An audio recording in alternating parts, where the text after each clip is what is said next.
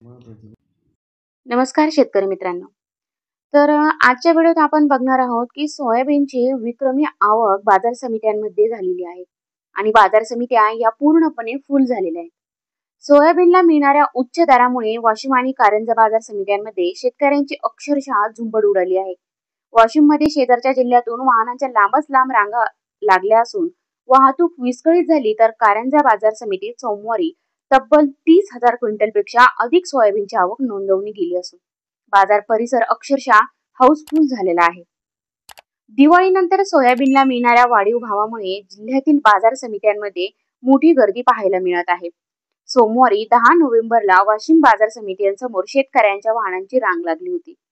दिवाळीतील वाढलेल्या भावामुळे शेतकऱ्यांनी विक्रमीसाठी धडाका लावल्याने जिल्ह्यातील बाजार समित्यांवर कामाचा ताण वाढला आहे. पुसदा नाका ते हिंगोली नाका या मार्गावर वाहतूक विस्कळीत झाली, तर काही रुग्णवाहिकाही या वाहतुकीत कोंडीत अडकल्या. सोशल मीडियावर वाशिम बाजार समितीत सोयाबीनला 8,000 रुपयांपर्यंत दर मिळतोय असा दावा करणाऱ्या पावत्या व्हायरल झाल्याने जिल्ह्यासह यवतमाळ, हिंगोली आणि बुलढाणा येथील शेतकरी वाशिमकडे ओढले गेले. बाजार समिती ओव्हरलोड झाल्याने प्रवेशद्वार बंद ठेवावे लागले आणि वाहनांच्या लांबलचक रांगा बाजार परिसराच्या बाहेरपर्यंत दिसून आल्या. बाजार समिती प्रशासन हतबल झाले. सोयाबीनची आवक अत्यंत वेगाने वाढत असून उपलब्ध जागा कमी पडत आहे. माल मोजणी आणि आवक नियंत्रण सुरळीत करण्यासाठी अतिरिक्त मनुष्यबळ तैनात केले आहे. कारंजा बाजार समितीतही विक्रमी आवक. वाशिम जिल्ह्यातील कारंजा बाजार समितीतही सोमवारी विक्रमी 30,000 क्विंटल सोयाबीनची आवक झाली. मागील 3 दिवसात या ठिकाणी एकूण 57,000 क्विंटलपेक्षा जास्त माल आला आहे. सोयाबीनची काढणी पूर्ण झाल्यानंतर रब्बी हंगामासाठी पैशांची गरज भासल्याने शेतकऱ्यांनी विक्रीसाठी धडाका लावला आहे.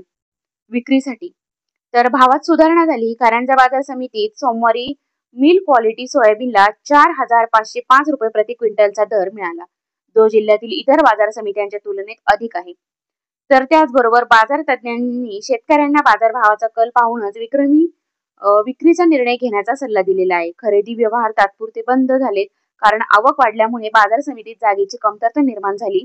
त्यामुळे कारंजा बाजार समितीने 11 नोव्हेंबर पासून म्हणजेच आजपासून पुढील आदेशापर्यंत शेतमाल खरेदीचे व्यवहार तात्पुरते बंद ठेवण्याचा निर्णय घेतलेला आहे. तर मित्रांनो, व्हिडिओ आवडला असेल तर लाईक करा, शेअर करा आणि जर चॅनलवरती नवीन असाल तर चॅनलला सबस्क्राईब करा.